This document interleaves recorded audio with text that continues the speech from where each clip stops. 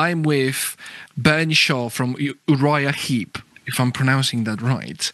Uriah Heep, yes. Sometimes in the eastern part, they say Uriah Heep. Okay. So, and even Russia, it's more Uriah Heep. Oh yeah, like the Polish, it would be Uriah, something like that. Yeah.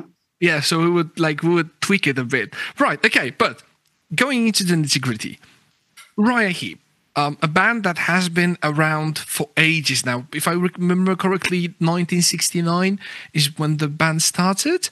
I think the band Spice, which was the band before they changed the name, was 69. But it was actually 1970 when they decided to change the name.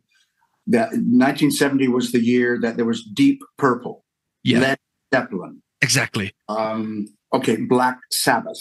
Yeah. So to have this, what we call double barrel name it seemed to be very popular. Yeah. And Uriah Heep was also the character in David Copperfield. And 1970 was the bicentenary of his death.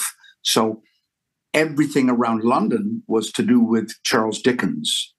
And the manager went to go see the movie, and he remembered this character. He was not a nice guy. He was an accountant and a very stingy, nasty individual. But the name Uriah Heep stuck in his mind. So when they had the next band meeting, he went, I think I got the new name. And once the guys heard it, they went, this is what we're going to do. Yeah. So it can't get any more British than Uriah. Oh, yes. Oh, yes. 100%. Okay, so even with this the band has been around for 55 years? 55. It'll be 56 years next year, yeah. Yeah, 56. A long time. Yeah, exactly. And you've been with the band since 1986-ish? Yes, late 86. Yeah. So my first question is, after all of this time, all of these albums, and Uriah Heep being mostly classic rock, but I really don't like the classic rock definition, because what is classic rock? You've been around for ages, playing rock and roll, and nice music, human music. From your perspective, how has the landscape changed when you started with, we've mentioned Deep Purple, Led Zeppelin, etc., and then you moved forward through the times, and we're now in 2025, 2026 entering. Mm-hmm. How do you see, from your perspective, the music has changed? Has it changed really the whole landscape, or is I don't think the style of music that Uriah Heep make has changed. I think the trademark that they founded back there is still strong and relevant now, which is the big Hammond organ sound. Okay, we share that with Deep Purple. Mixed guitar style and the use of the wah-wah pedal is very much a sound for Uriah Heep. And of course, the vocals of not many bands have a 5-part vocal, which was also stood us away from Deep Purple or Led Zeppelin or Black Sabbath that had just one singer, or a Purple. Okay, maybe Roger sang some backing vocals, the bass player, but those three things really put a stamp on the style and the sound of your. And I think we've stayed true to that, because we're not looking to reinvent the wheel. We know what works for us. We know what the fans expect sound-wise from our songs. So, I mean, nothing's really changed except you want to grow with the quality of song that you're writing. But once it goes into that mold of making it a Uriah Heep song, this is when the trademarks will show. Yeah, and also I would add some sprinkles of kind of Fleetwood Mac-ish folky stuff. Because there's not really one style. You've got something as heavy as Gypsy, but then something as light as Come Away Melinda. Yeah. Or as proggy, some of the songs, especially on Chaos in Color, are, your 9-minute prog rock songs. So there is movement within the parameter. But it still fits the mold Uriah Heep. There's still a lot of fantasy and mystic in the vocal and the actual lyrics. So it's not all doom and gloom and heavy metal. We always try to tell a story with the songs. Yeah. Also, which is like my subsequent question, which I already kind of know you've hinted the answer a bit. In the current world where everything is hyper produced, like everything is completely even, completely flat when it comes to compression, when it comes to writing, etc. Yeah. Do you find hard for you as Uriah Heep to find your place in the music scene, or like you're in your lane, you're happy where you are? Like, how do you see it? Yes, I think you just touched it right. We're happy where we are. The whole recording process, I mean, especially during the 90s, the producers that we were working with want to put every drum beat through the computer so it's exactly on time. And a lot of bands were like that. They were dictated to by the technology. Yeah. And it had this manufactured sound. I won't mention any of the bands, but there's a few bands that I just can't listen to because it's too perfect. It's too clinical. Yes. And we never do that in recordings. A lot of the times we know guys that would do their part and then send the file off to another home studio and somebody would add their part and then you send it another file off. We are very old school when we record. Yeah. We're not afraid of technology, but we don't get dictated to. We still, especially the last two albums recorded by Jay Rushton, one room, everybody set up, and they all play live. And everything is recorded at one time. And each song would have 3 takes. That's it. I think that's the way music should be played, really, because it's all about human interaction and like how you play in one room. Yeah, but the norm for bands is you're all in one room, but you're all fenced off sonically. Yes. So there's no what we call bleed. There's no bleed. With us, it's all about bleed. So you get that raw energy of playing live just as you mean it. Yeah. Most bands would go in, set all up, have all these baffles everywhere, and you play the song, but they're really only recording the drums. Maybe if it's a perfect bass track, but we're just trying to get the drums right. And then the next day, you're recording all the bass guitar. And the next day, all the rhythm guitar. And over the weeks, you're like a stack of pancakes. Yeah. And after maybe 2 or 3 weeks, you'll have the backing tracks. Then I will go in, because I would sing once, a guide vocal, and they would do everything off of this guide vocal. Yeah. So at the end of the sessions, I will go in, I'll do all the lead singing. So that might take a week. And then I get all the guys in and we do all the harmonies around one mic. But it took a long time because, either Trevor or Dave, if they're not happy with that bass, they want to do it again. And then they want to do it again. And they want to do it again. Yeah. But if you're all in one room, all with all the bleed of everything, and you play it once as a band, you get the magic. And that's how Jay recorded. We recorded one full song in a day. Not just drums, not just whole thing. So after breakfast to midday, they get the music together. 3 takes maximum. After lunch, I go in and do the vocal, and I sing that vocal until it's perfect. And that usually took about 2 hours. Okay. And then after dinner, all the harmonies, and then Mick would be the last and do his guitar solos, because earlier would be only all the chord work.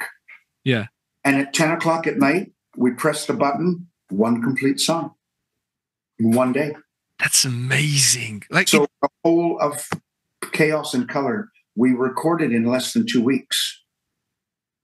Which for somebody who doesn't record at all, or like they only listen to music, it may sound long, but if you're recording, that's extreme. Well, put it this way. How long did the Metallica Black Album take? A year. Oh, yeah. It took like enormous time. Yeah. Because they would go in there with nothing, not even an idea. Yeah. And they write with the producer while they're there. Now, recording studios are thousands of dollars or pounds a day. Yes. Why would you waste so much time? And you're stuck in this room with no windows and no clocks, just like a casino, under the pressure of writing something. We take our time, we write through the year, you get a song, we rehearse it and make sure that it sounds good. We do all the production side of getting the right arrangement and the right key with the right beats per minute, because just 2 or 3 beats per minute can change the whole feel and dynamic of a song.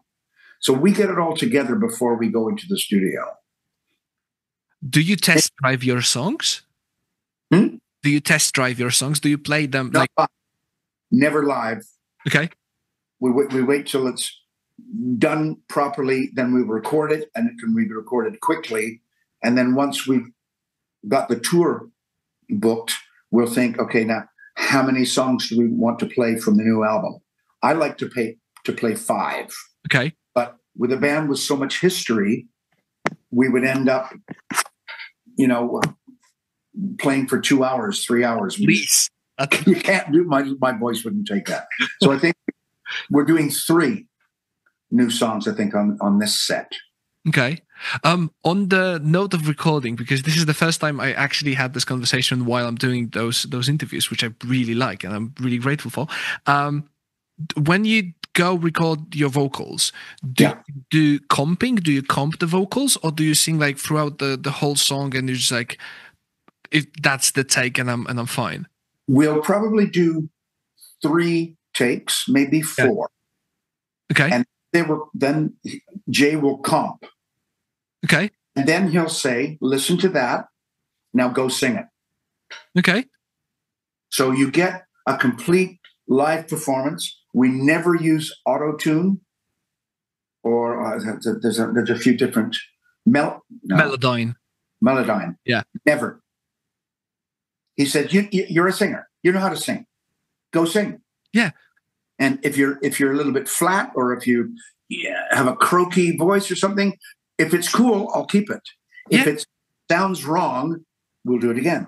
But he will, not all the time, but he will sometimes do a comp and then let me listen, and goes, the way that you attacked this line or the emotion that you had in that phrase, study it, have a go. And we always said, I know some singers, they can take a week to get 1 song, and they're dropping in on the computer, I just wanted to add 2 words, or a little bit flat, but just sing it and I'll drop in, drop out. Yeah, I'm just going to cut the bit in. Yeah, we don't do that. He goes, go sing it. It's all about the rock and roll. It's all about being And blind. sometimes there are a different inflection that my mind just went somewhere. Yes. And it goes, that's the magic. You didn't do that in the last take. Yeah. He also used to say, when the hair goes up on the back of my neck, I know I've got a good vocal. Yeah. And no one else in the control room. It used to be everybody was in the control room with the producer and the tape op. And they'd all say, oh, can you do this? Or can you try that? Jay is his own engineer. We don't use anybody else. So Jay is at the control, and it's just him in the control room and me at my mic. And that's all. That's all we need. When it's done, then we'll get the boys in to have a listen.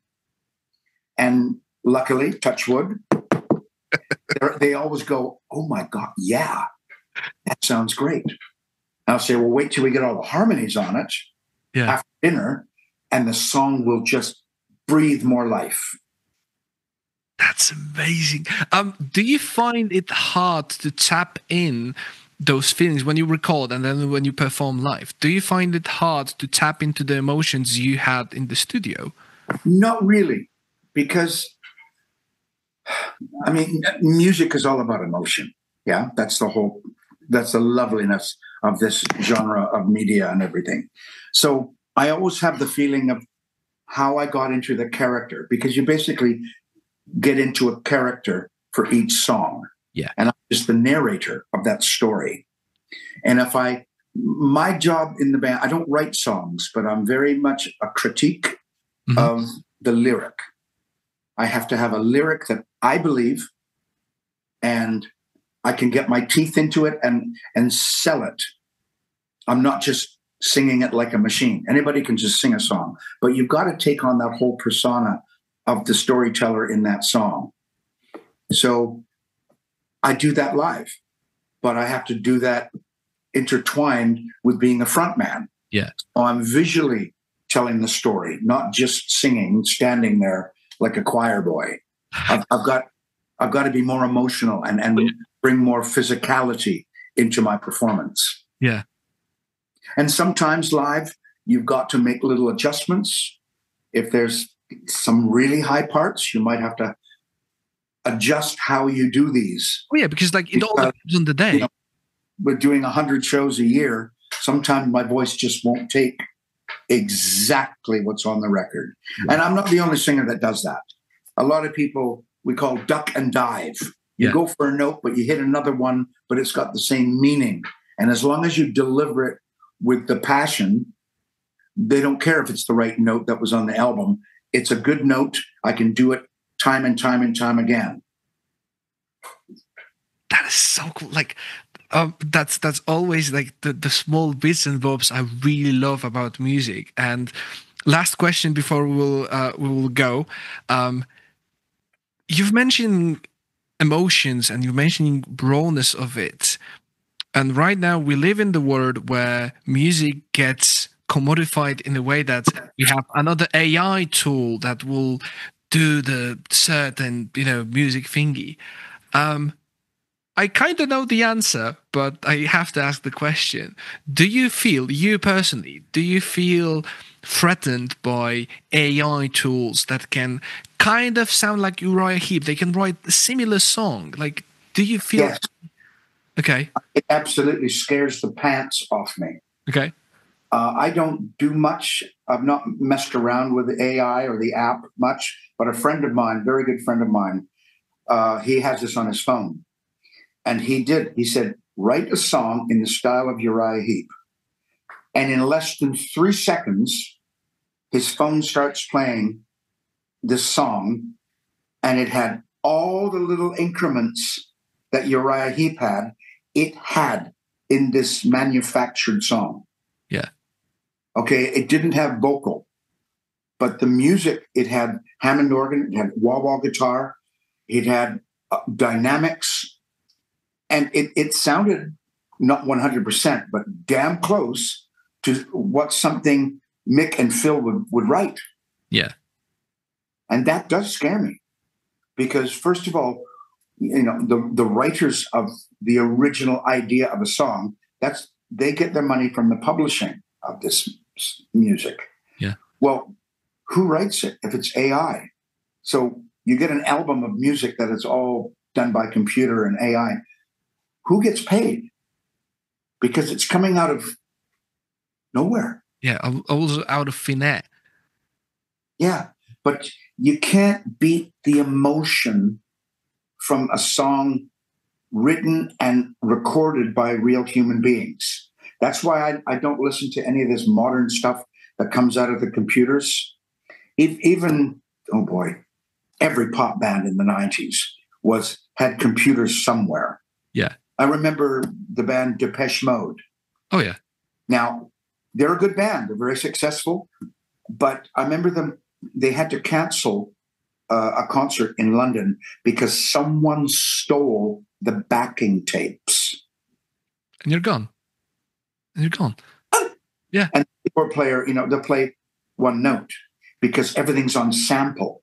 Yeah, everything's MIDI and it's just like you sample it. Yeah.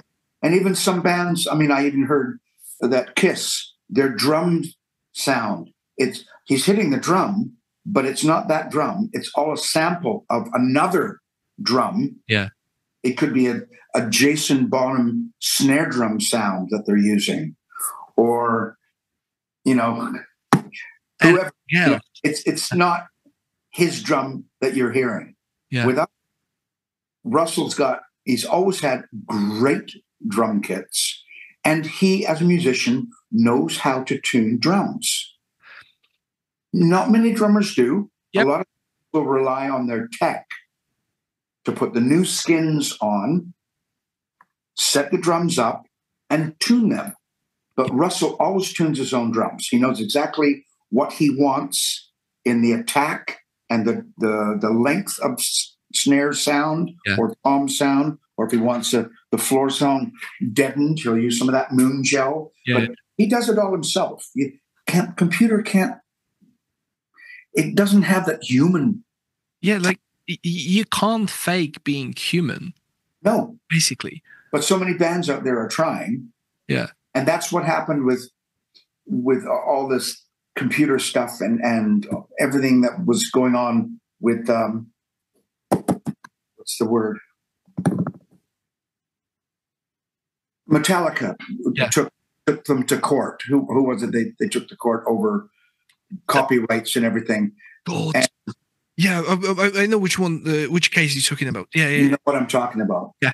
And with the death of sales of of recorded music, everybody had, because you don't get much in royalties anymore. Yeah. Everybody's got to go out and play live. That's where the money is on live concerts and on merchandise, selling T-shirts. Now, if you're a studio band that are used to just using computers and samples and everything, you can't replicate that live, really. It just be just a bunch of machines on stage. Exactly.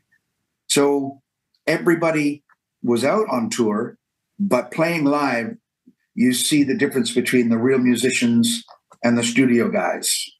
And never the twain shall meet. Yes, which I think on the 9th of November, when you're playing in Wrocław in Poland. Yeah. I think we'll see that. We'll 100% see that. Well, I'm looking forward to it. Poland is always a good place to play. You got beautiful ladies, you got good beer, and you guys are not afraid of getting down, dirty, and loud with a rock show. Oh, yes, 100%. 100%. Okay. Thank you very much for the interview. Hey, cool, man. Thank you. We'll see you in Wrocław. Oh, yeah, 100%. Cool.